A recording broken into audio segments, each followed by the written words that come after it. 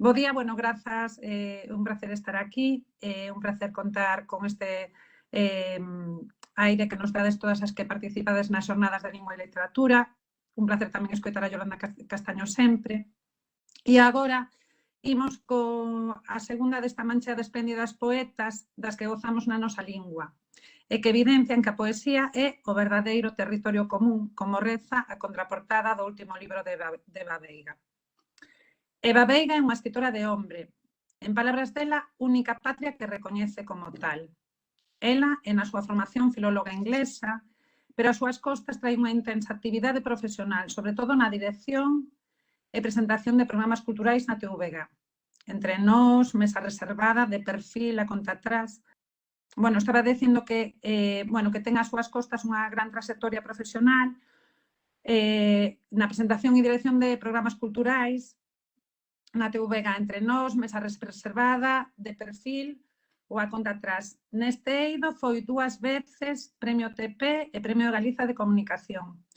Cabe salientar aquí tamén o seu traballo como directora e presentadora da serie documental sobre a historia da arte galega Galicia no Tempo, programa que foi galardoado co Premio do Colexio de Arquitectas de Galiza e co Premio de Honra da UNESCO. Como actriz, foi a protagonista da longametraxe A cicatriz branca, de Margarida Ledo. En 1993, cando estaba a realizar cursos de dirección de cine e de teatro, un problema de saúde grave apartouna do seu traballo en televisión. Lonxe de rendirse nese momento, foi altruísta tamén na enfermidade. A loita, a presenza necesaria, a sororidade e a xenerosidade foron protagonistas no tempo en que durou a doenza, vestíndoa como modelo de esperanza, o que nos amosa a calidade humana da artista que temos hoxe con nós. No ano 2000 forma o grupo Ouriol, cos músicos Bernardo Martínez e Fito Ares. Dende entón veñen realizando proxectos moi diferentes, máis co denominador común de conxugar música e palabra poética nun mesmo espazo e nun mesmo tempo, co fin de acadar unha experiencia estética o máis integral posible. Eu non me vou estender moito, porque a que quero que fale ela, non vou falar da súa obra porque vai ser ela, pero sí quero sinalar que o seu desexo de crear un mundo habitable nas palabras, verso extraído do seu último libro Quero te canto, está presente en toda a súa obra. Grazas, Eva, por a aceptación do convite de participación nestas xornadas. Dende a CIGA Ensino e desde a SPG consideramos un luxo poder contar contigo hoxe. E xa vos deixo con Eva Veiga. Perfecto, porque, unha desas marcas que me deixou a enfermidade foi precisamente a cicatriz nos ollos e non ver axeitadamente, así que pido desculpas por as miñas limitacións, non? Dicía que era para min o luxo estar aquí en estas xornadas de lingua e literatura, convite que agradezo, por suposto, ao equipo da CIGA Ensino, e é para min sempre unha grande alegría estar, grazas Ana, moitas grazas por esa xenerosa presentación, moi xenerosa, é para min, digo, sempre unha alegría estar entre profesoras e profesores e tamén o fago con moitísimo respecto, porque se hai dúas profesións que eu considero vocacións, ou deberían selo, que digo sempre que son sagradas, as únicas que considero realmente sagradas, e son a medicina, porque nos salva a vida e axudanos a ter unha mellor saúde, e o ensino, porque ademais de salvarnos a vida tamén,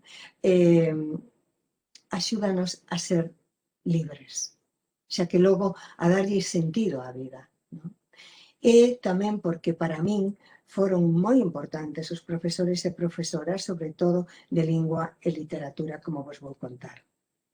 Quería dicir antes que para min é moi difícil, supoño que para todas as autoras e autores, falar da súa propia poesía, porque sempre o van facer moito mellor as persoas que manteñen con ela unha distancia, non? Que teñen outra perspectiva.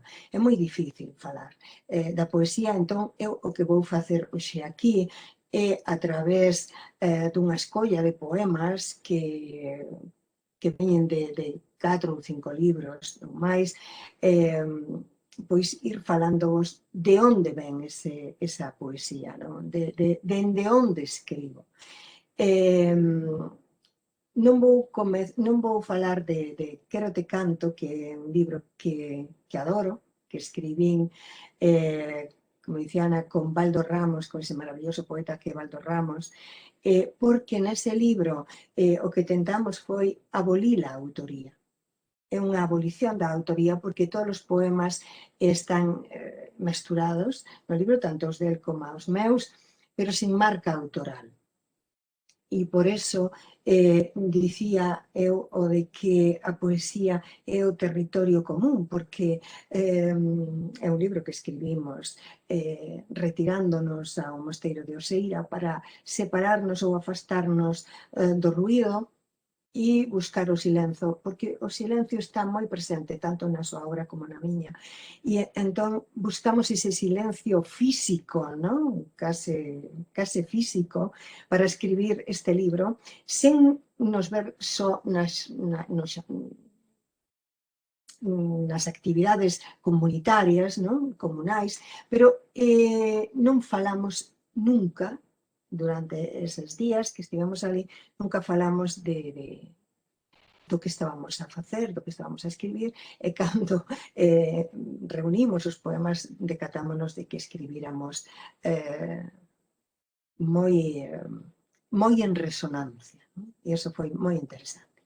Ben, xa digo que non vou ler poemas deste libro, de Quero te canto, nin doutros que teño escrito pois o mellor con fotógrafas, con artistas, porque a min gústame o diálogo da poesía, o diálogo interdisciplinar, non? Entre a poesía, por exemplo, e a fotografía, fixen con Mada Carballeira, así para agora, estou medio bloqueada. Cada día esquezo máis os nomes. Con Maribel Longueira ou con moita outra xente, tamén para danza, en fin. Que me gusta moito esa interdisciplinariedade. Ben, entón, vou empezar, de todos modos, se mo permitides, cunha anécdota persoal que ten que ver precisamente coa escola e que para min foi decisiva. A escola para min foi decisiva en todos os aspectos, pero en canto á poesía, fundamental. Cando eu tiña 4 anos, miña nai tiña moito traballo, e xa sabedes o que é vivir na aldea, vivir no campo, ser labregos, bueno, un traballo infatigable, incesante. Entón, claro, tiña máis fillos, bueno, despois de min veñen outros irmáns, entón a mestra, un pouco compadecida, e porque tamén era amiga da casa, pois dixolle que me mandara á escola, non? Que aí, polo menos, estaría recollida. Entón, fun, e nos primeiros días, creo que debeu de ser o segundo ou terceiro día, era unha escola unitaria, donde estaban as nenas de todas as idades. Entón a mestra leu un poema ás maiores que era a transformación, a metamorfose dunha iruga en bolboreta. Para min foi unha conmoción tan grande, tive unha experiencia estética absolutamente, porque me afectou enteiramente, non? A experiencia estética é unha emerxencia, algo que emerxe dunha obra de arte, dun poema, dun cadro, e que nos conmove, que nos afecta enteiramente, o noso ser enteiro. Eu o que sentín, polo que me sentín afectada, non foi somente pola historia, non? Pola historia da transformación, que é tamén tan brutal, tan interesante, senón e, sobre todo, polo modo en que as palabras se unían entre sí como imantadas, non? Nunha danza maravillosa, nunha danza máxica que me apreixaba e que me introducía, que me mergullaba nesa maxia que era unha iluminación realmente, que era a luz, non? Era a luz. Era a sonoridade, ¿no? E era esa disposición das palabras, como digo, era o ritmo. O ritmo é fundamental na poesía, porque o ritmo é o que nos encanta. E a mestra díxome que iso decatouse rapidamente, que eu estaba noqueada, e díxome que iso era poesía.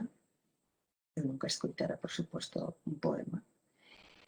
Que iso era poesía e que iso o facían os poetas.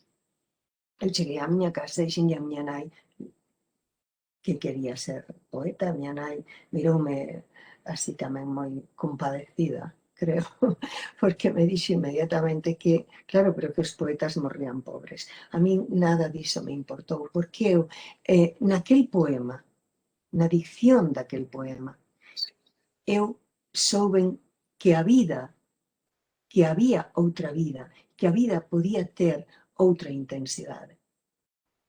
E aquelo modulou por completo o meu cerebro, foi como unha sinapse, non? Absoluta, que me abriu a mente para mirar de outro modo o mundo. Porque o poema, como toda obra de arte, expresa relacións, iso dicía o Deleuze, non?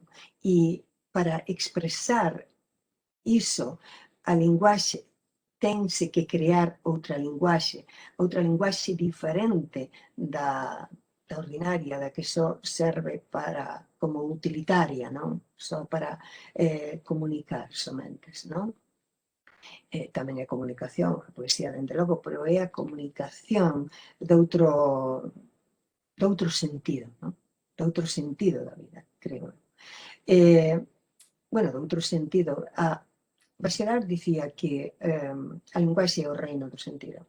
Eu creo que a poesía é o reino doutro sentido, ou dos múltiples sentidos que ten a realidade, non? Porque, efectivamente,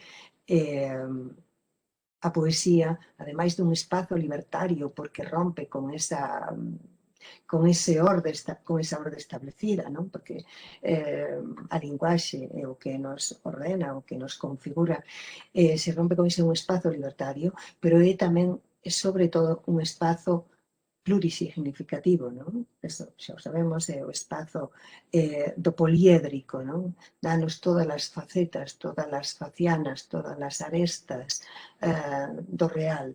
Por iso é revolucionaria, non? Por iso ao poder non lle interesa absolutamente nada. Pero volvendo á anécdota, dicir que, claro, que esa experiencia tan profunda, tan forte, con ela aprendín, por iso digo que importante é para os nenos, porque ás veces pensamos que as crianzas, non? Que a rapazada que non entende, non? E que non lle interesa, pero é precisamente nesas idades onde os nenos e as nenas están abertos, non? Onde se abren como unha flor, non? E están abertos a recibir todo, non? A recibilo cunha naturalidade, cunha espontaneidade absolutamente maravillosas. Esa experiencia permitiume ver o mundo, como dicía, de outra maneira, relacionado. É dicir, xa non era o mundo fragmentado, sino que o mundo podíase relacionar e aquilo que estaba máis lonxe podíase relacionar co que estaba máis preto, non? Era un mundo dinámico xa. E era, entón, eso para min foi moi importante. Aprendín a ler e a escribir rapidamente e empecé a escribir sen ter outra, sin que ninguén me adestrara niso, non? Senón que escribía e regalaba os poemas. E foi moi bonito esta experiencia, porque de repente as nenas pedíanme para, como ensayo, as nais, a unha amiga, polo aniversario da irmá ou tal, pedíanme poemas, porque entendíamos que o mundo podíase embelecer, non? E que había outro modo de nos relacionar. A poesía é fundamentalmente atención, non? Unha atención especial, afectiva, non? Di Dámaso Alonso que a poesía é fundamentalmente referencial, é dicir, conceptual, a palabra en sí, é imaginación e é relación afectiva, non? Eu creo que esa relación afectiva co mundo tamén é moi, co mundo, coas persoas, coas cousas, tamén é moi interesante, non? Para aprendermos, para esa inteligencia emocional que eu creo que é a nosa asignatura pendiente. Ben, pois as nenas pedíanme poemas e iso significa que temos a posibilidade de transformar o mundo, porque outra das cousas que sen querer aprendelas, pero me aprendeu ese poema, é a transformación dunha iruga en bolboreta, de modo que a partires de entón todo se podía transformar, todo, e ves, ademais, que a vida é unha incesante e permanente metamorfose. Eso é a vida. Ben, falaba antes do ritmo, pero o ritmo tamén xa estaba en min, porque miña avoa e madriña era unha mestra contando, era analfabeta, sen embargo, contaba dunha maneira maravillosa que encantaba. Sabía relifar e o ritmo, a súa prosodia, como contaba todo, non? Con ese encantamento, que é, como dicía antes, que é sobre todo resonancia. Ben, eu escribo durante toda a miña vida, sobre todo leo poesía, daquela non había moitos libros precisamente de poesía, pero en canto xa de adolescente suscríbome a revistas, por exemplo, a revistas españolas, lembro a Nova Estafeta, o Quimera, e logo van chegando libros, non? Fágome lectora obsesiva de Lorca, por exemplo, de Vicente Aleixandre, fun unha fanática de Vicente Aleixandre, e logo xa, cando me vou a Santiago, cando empezo a estudiar, xa me fago pois con toda a poesía que podo ler. Eu defínome fundamentalmente como lectora de poesía, sigo a facelo, non? Todos os días leo poesía, pero durante todo ese tempo non me obsesionei con publicar, non? Para min era o de menos, porque chegábame entón con iso, con ler e sobre todo con estar, é dicir, para min a poesía era un estar, unha maneira de estar no mundo, non? De ver, de relacionar. E entrei, ademais, a traballar na televisión, e a televisión é un mundo moi, moi absorbente, que tiven que aprender, no que me tiven que formar moi exhaustivamente, porque apaixoábame. A mí o mundo do xornalismo e o mundo da comunicación é unha paixón.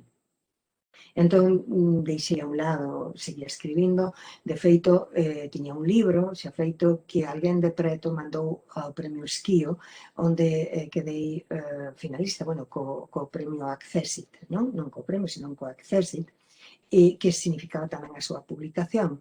Así que en 1993 sae Fuxidíos.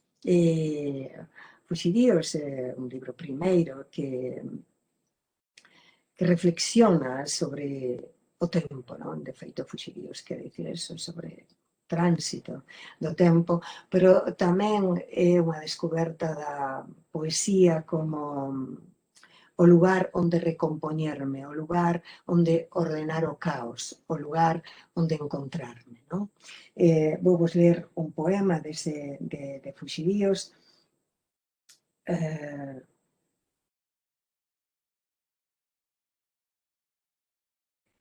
no que di: así me entrego á vida, aínda cando a derrota treme no pulso, e non son esta, senón pura desorde corporal. Non?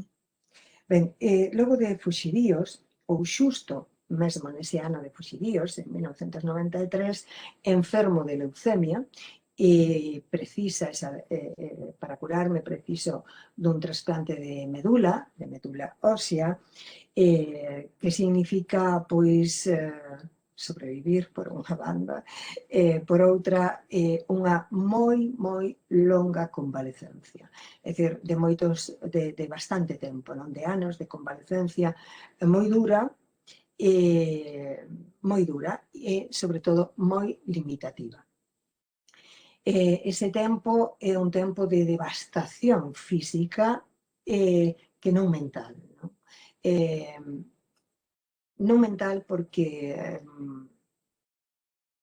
asúmome enteira, non distanciada da miña enfermidade, nin distanciada da vida, non? Senón que é algo, é un acontecemento que non elixes, pero que te atinxe, non? E resulta ser a experiencia máis forte, máis profunda e máis iluminativa, non? Da miña vida, porque é unha situación extrema, non? E todas as situacións, todas as vivencias extremas nos sitúan nunha dimensión que non nos la dá a vida normal, non? Por máis que nos extrememos. Non, esa vivencia é profunda e vai estar en toda a miña poesía, coido eu, non? Aínda que eu non o busque, pero sí está. En todo caso, os poemas que vou escribindo ao longo desa convalecencia acaban nun libro que me pide Xerais, Fran Alonso concretamente, que se titula Paisaxes do Baleiro. Ben, o Baleiro é necesario para o complexo exercicio da creación, non? É dicir, o baleirarse é fundamental para deixar entrar o que non está, o que non hai. Eu escribo non para poñer o que sei, senón o que non sei, para achegarme a iso que non sei.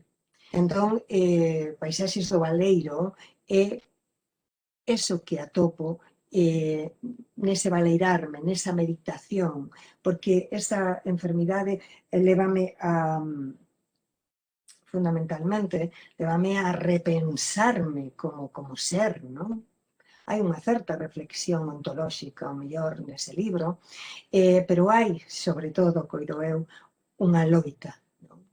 Unha loita comigo mesma, dicir que hai unha loita comigo mesma para superar a limitación, para superar a enfermidade, é dicir, unha loita na propia vida, coa propia vida. Eu, hai un poema que vos vou ler, tal vez un pouco vehemente, ou sei que pode dicirse que patético, mellor, pero, claro, é o momento en que eu estou convocando a vida, non?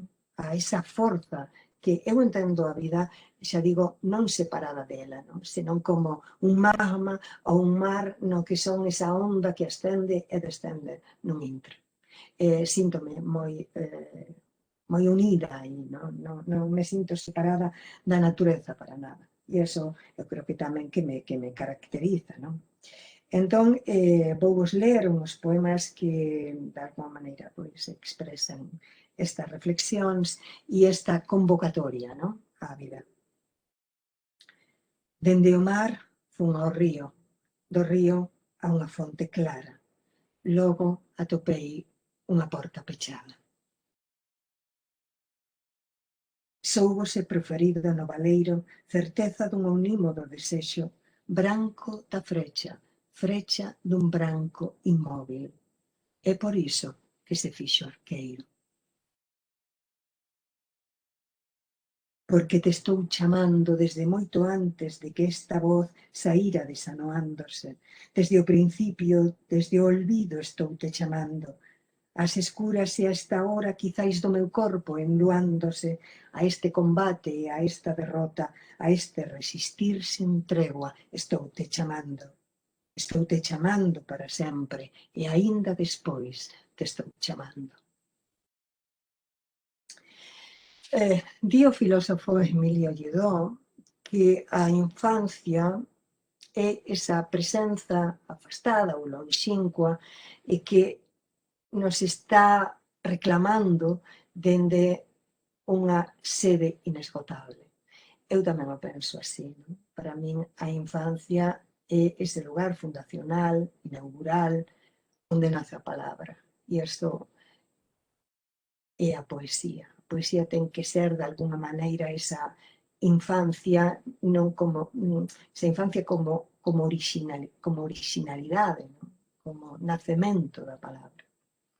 En 2002 nace o meu sobrinho Antón, vai vir para a casa, dende o hospital, e vai vir, e eu penso que vai ver por primeira vez, como fixen eu, como fixemos todos na casa familiar, que vai ver por primeira vez a paisaxe que nos rodea. É unha paisaxe moi especial, porque dende a nosa casa vese como o río Eume se entrega ao mar, non?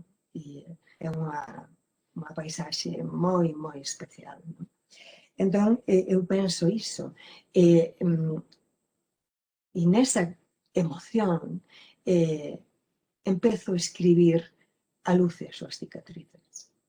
É dicir, a chegada de Antón permíteme lembrar, traer ao poema a miña propia infancia.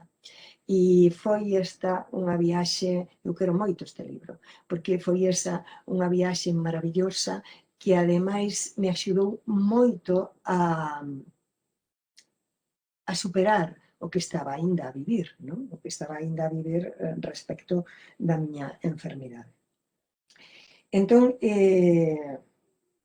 bueno, este libro de A luz e as súas cicatrices está xa que logo tramado para eses elementos esenciais da vida biolóxica, non? Como son a auga, a luz, o aire, o lume, e tamén de asombros, non? Eu busco na poesía encontrar ese asombro, ese, digamos,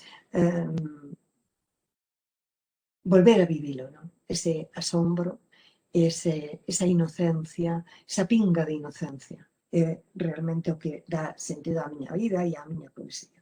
E en todo caso, bueno, A luz e as súas cicatrices ten a simbólica, entre outras posibles, de que a luz do sol, non? Está é vida, danos a vida, pero tamén nós somos unha luz que brilla, non? Que irradia e que nos fai diferentes, non? Unha luz que leva as cicatrices da experiencia da nosa vida, non? Vou vos ler uns poemas deste libro. Un día chegas a esta extensión da mirada. Non sabes de onde ves, porque non ves dun lugar. Traíate o tempo como o vento trae o oportuno azar. Estás aquí xa para sempre, anel de olvido de memoria, pero imposible non ser luz e a súa cicatriz. Houbo unha primeira primavera do mundo. Está no meu sangue. Chegar así, no bico da luz, dende tan lonxe, a unha horta exactamente como esta, e abrollar na flor do limón. Vaime en río fluindo esta vida na vida toda. Efémeras raíces ou veas enramadas figuran rostros que se evaden noutros rastros. Zunido de follas ou diáspora de estrelas. A miña lingua se aventón a lume lento nos beizos entreabertos da terra. E ti en secreto pídesme que continúe máis e máis ata onde a onda perde a noción do límite. Auga regresada. Infancia. Eu gárdote sen a túnica e sen o cetro, pero reinando, e espreítote por unha porta entreaberta de ardora e romeiro. Nunca negarei a miña traizón, a do apazogante veleno nas túas copas azuís, e temo por iso os teus ollos que tamén algunha vez quixeron perderme de vista. Sobre perfumados cabalos rompes ondas e ramas para erguer unha casa naquela estación sen número. Quixera levarte agora en brazos e aliviarche as feridas co doce sabor da terra, pero nunca te alcanzo ao cabo da miña man. Quizais te garde o anxo.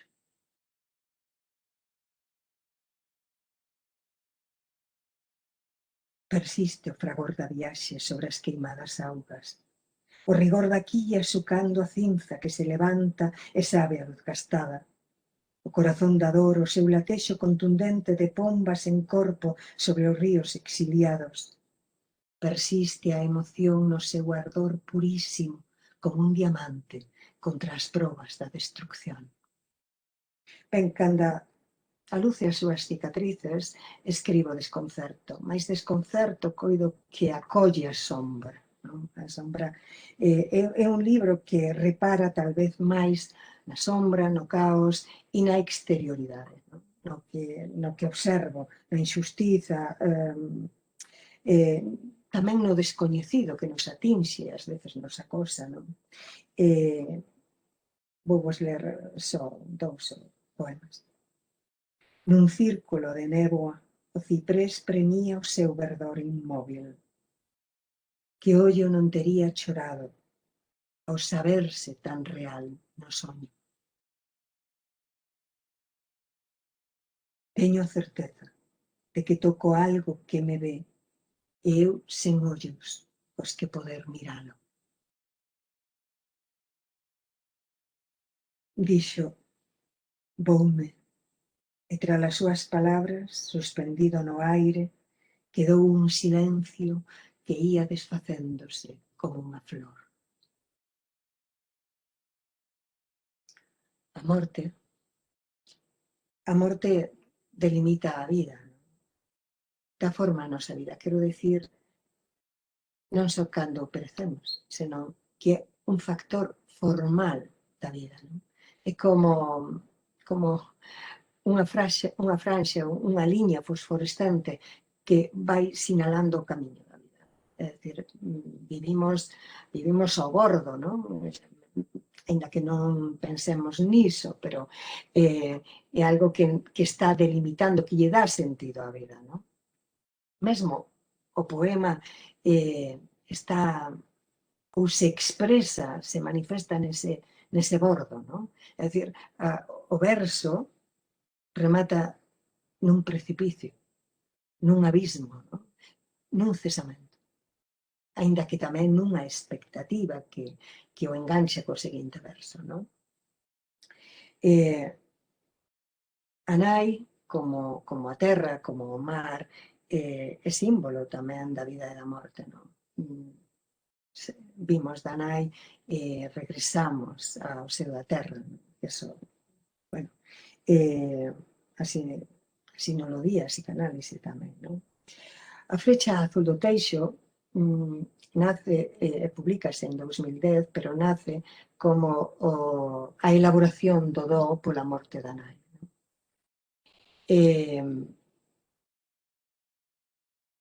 Cando abordo este do, fago, como dicía Octavio Paz, dándolle a linguaxe, poñendo a linguaxe nun xexún de auga e pan. Quero que sexan só as palabras necesarias. Ningunha outra pode sobrar. De feito, alguén lle chamou a atención e dixo que non lle parecía un poema un verso só. Hai un verso do que sae o título que di a noite atravesada pola frecha azul do teixo.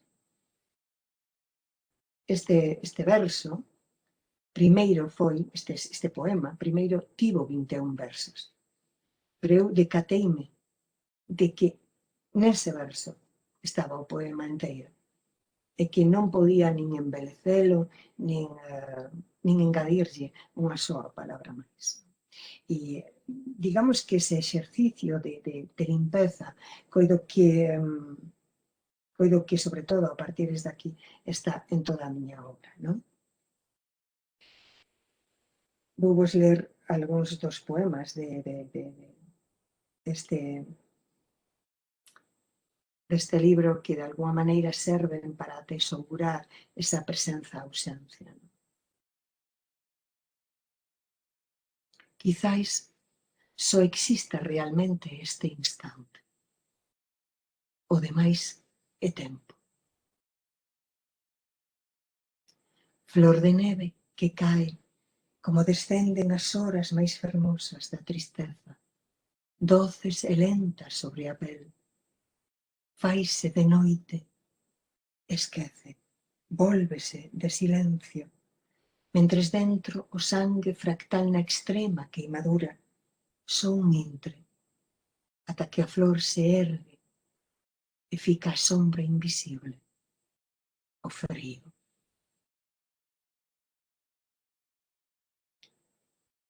A elaboración do do serve tamén para que o amor impere, invada o oco inaccesible da perda, non? Fose o amor este nenúfar de néboa que enlaga a cidade e impide ver os barcos novos na arribada da noite. Fose o amor o labirinto a trenzar no aire espasmos de torpes gaivotas que confunden a besta e a seda. Fose o amor esta perfilada anatomía da ausencia que oprime a lenta raíz da carne na memoria.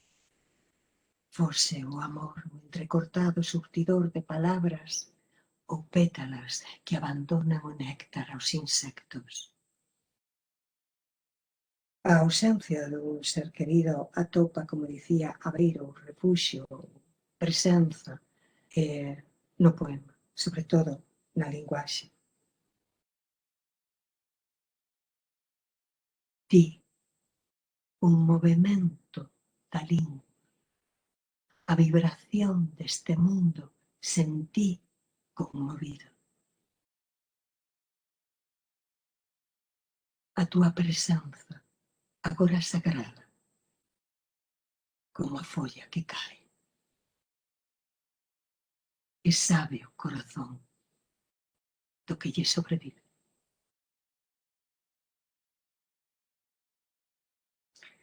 Despois de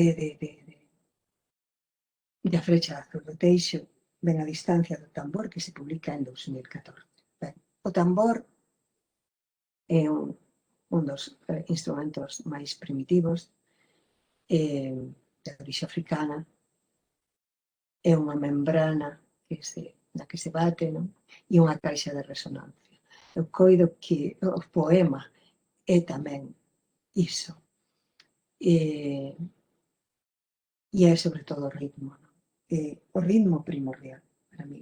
E a distancia é a necesaria perspectiva, a necesaria contemplación do que vivimos. Non é poñer nun poema o que sentimos, senón a súa contemplación, por tanto, a súa elaboración, a súa transformación. A min gustame dicir, neste entre, falando da distancia do tambor, que para min a definición de poesía máis axeitada se cadra, ou a que a min máis me gusta, é a que facía Luisa Villalta, non? Que dicía, fronte á rutina, o rito da palabra tensa a pel do mundo, un tambor que desperta, non? Escribín este libro cando fixen a película A cicatriz branca de Margarita Nero. Tívenme que meter no papel dunha muller, dunha galega que emigra a Bos Aires. E foi tamén unha aprendizaxe moi profunda, non? Non só da dor humana, en xeral, da perda, senón da muller, non? Da muller. En todo caso, todo o poema é, como dicía, unha caixa de resonancia, non? Entón, vai resoar ese sentimento ou esa reflexión, vai resoar con todo aquilo que está no noso mundo, no noso acervo e no mundo en xeral, non? este poema está dedicado precisamente a Margarita Ledo. As palabras semellan estar sempre onde nunca son. As unllas perforando a distancia do tambor. Imán tatuándose a néboa entra sempre máis dentro. Hai un camiño ignorado e atravesa as tempas en apenas deixa rastro, agás un corte seco por onde empezar. E a pel sente o perfume das laranxeiras, debuxa unha flor branca. Mahmoud Darwish tiña o limoeiro en Palestina e os seus ollos non volveron ver a primavera. A auga desoriéntase polas follas. Mirar no peto un anaco velocísimo de animal doente que amou unha vez os gonzos do aire e rillar na luz adelgazando o músculo íntimo da lingua. Aquí había un sol nacente de piedade, no chamado das escadas,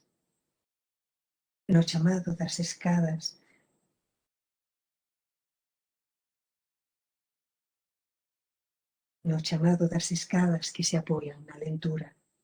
A memoria espera que se firan outros vales da mesma elevación. A pomba saindo dun machinal de neve, a abrirse azul por entre os libros borrados da mañán, esvaecéndose os pupitres da guerra e da melancolía. A música enrama un fío de caos. Medir, salvar a casa do tempo. Terma, amor desta gadaña. A sombra non me deites.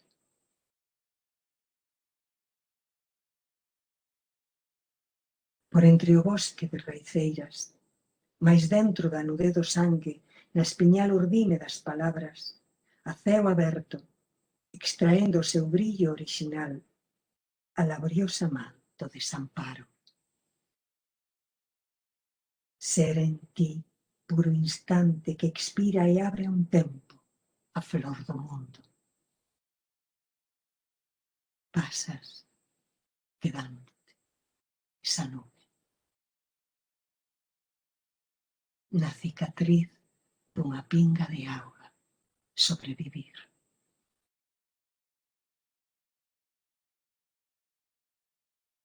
Coido que vou moi mal de tempo, por iso non vou enredar demasiado. Ben, coido que soñar é a única distancia real coa morte. Cando falo de soñar, falo de imaginar e mesmo de desexar.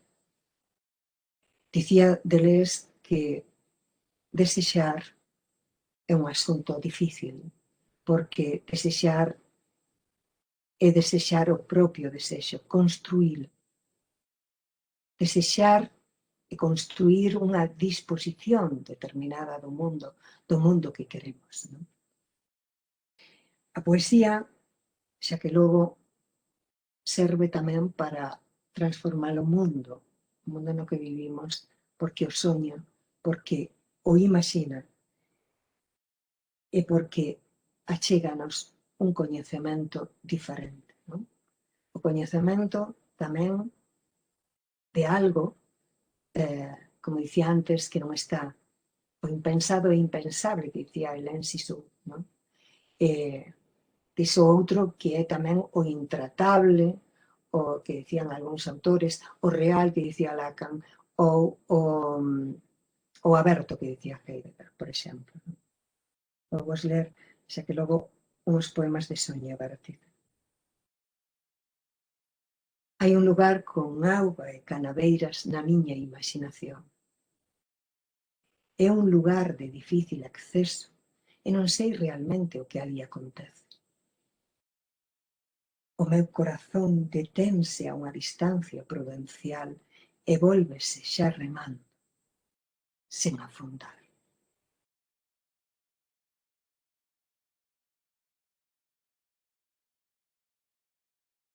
A poesía serve tamén para achegarse a eso tan difícil de entender que é o horror humano, a violencia gratuita, a loucura absoluta. Adoitábase esparexer millo e alpiste sobre as tumbas para alimentar aos mortos que voltaban con disfraces de paxaros. Cheslov Miloš. Baixo por onde adoito te ergues escaleira de sangue e soberbia. Eu tal vez un desamparo armándose, delicada pel para as horas máis infames. Mergullo dedos entre restos calcinados, extraio certos vómitos da desmemoria, no afán seguramente de acalmar o remorso. Ferida incurable da nosa propia coitelada, sabor de fume amargo dicir das augas polos ollos que descen até o simulacro. Porque quizáis o real é só a Greta e a niña fora. Ali a vinganza do que existe. Luz da rosa, deixa entrar. Bueno, este é un poema que ten que ver co meu illamento no trasplante con miña nai que me cuidaba. Fermosamente. Eu era unha vasilla e os seus fíos desfacíanse como o alabastro baixo a auga. Sobre todo eran fíos de sede e os doutores experimentaban bellas alegorías sobre a capacidade infinda do deserto. Pasaron así semanas e atravesamos as fronteiras onde a dor extrema se fai ao cabo, territorio da dozura, e amencimos en máis defensa que a pele exhausta do camiño.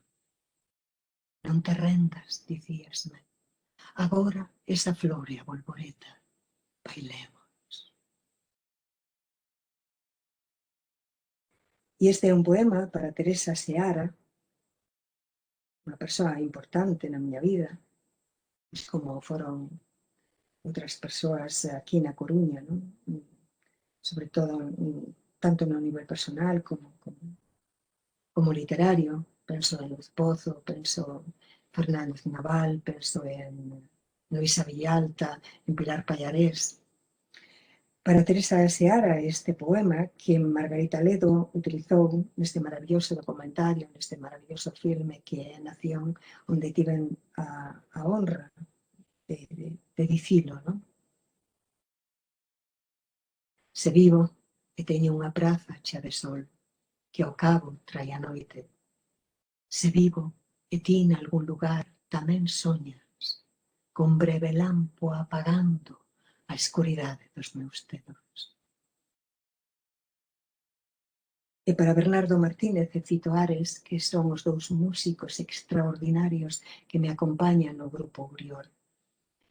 Porque unha das herdanzas que me deixou aquel momento luminoso do poema, do primeiro poema que escoitei na miña vida, é a miña querencia polo recitado. Escríbese con todas as células do corpo, pero eu tamén preciso recitar con todas as células do meu ser. E co grupo Uriol levamos xa 20 anos facendo recitais interdisciplinares, porque tamén nos acompaña coas súas imaxes o artista Alfonso Costa. Facemos recitais interdisciplinares dende hai 20 anos, digo, non só da miña poesía, senón de toda a poesía que amo, e facémolo non só no noso país, senón tamén fora noutros ámbitos, non? E sempre é unha experiencia maravillosa porque eles fan música improvisada, improvisan a música mentre recitamos, e é ese instante maravilloso, non? Ese instante que decía o grande Avilés, é o cazador poeta nese instante que son ollo e ráfega, non? Ese instante que tamén dicía Clarice Lispector que facemos xuntos, non? Facémolo xuntos coa respiración, non? E iso que pretendemos nos recitais e para eles este pequeniño poema. Tocar con ramas o rastro dos paxaros, deixar que veñas. E xa por último, nese mesmo ano de 2006, publicase tamén de Seña Vértice, publicase Silencio percutido. O silencio para min é fundamental, non só porque escribo en absoluto silencio. Bueno, o silencio absoluto non existe, a mesma ciencia xa non lo di, non? Está ese ruido de fondo, non? Ese grito primeiro que sigue proferíndose, O silencio, xa nos lo dicía filosofía dos Vedanta, non? Que é o Brahman, sempre está esa vibración do universal, non? Aí. Do que se trata, pois, é de escoitar, de escoitar a vibración interior, silenciarse máis ben para escoitar a vibración interior, que é a vibración do universo, a vibración do noso tempo, non? O que está acontecendo aí, xa que logo é máis ben o silencio da meditación, non? Para min é moi importante tamén no poema, de feito eu deixo moitos espazos en branco, que é tamén por onde coido que entra o lector ou lectora, non? É un espazo tamén para quen lé, non? E é o silencio percutido tamén, é o silencio do vivido a través do corazón, daquelo que nos impresiona, daquelo que nos fornece de experiencias fundamentais, non? Que dan sentido de alguma maneira a nosa vida. Silencio percutido entre vértebra e vértebra. A orixe asoma os labios de cando en vez. Docemente fluída como a mel, incendia a visión, borra os nomes.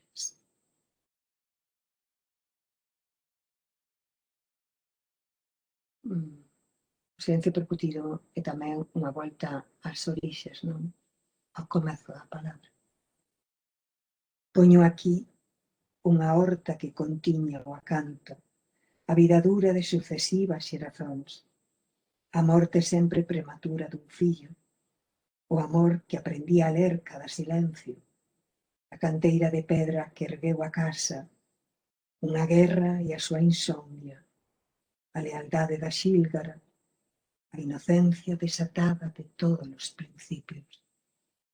Poño aquí o que non está.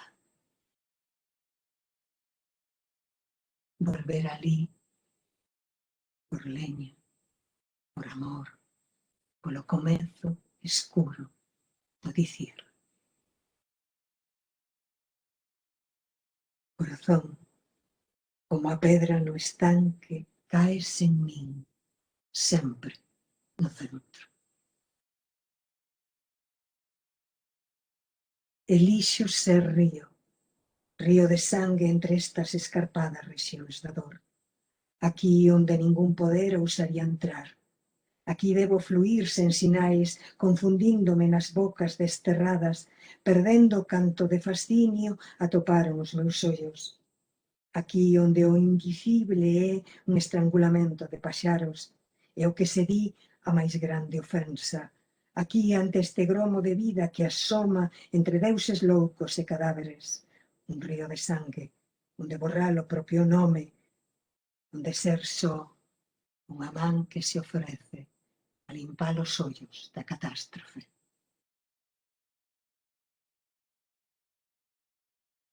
Deste fluir fican só espellos. A vida continúa a súa viaxe.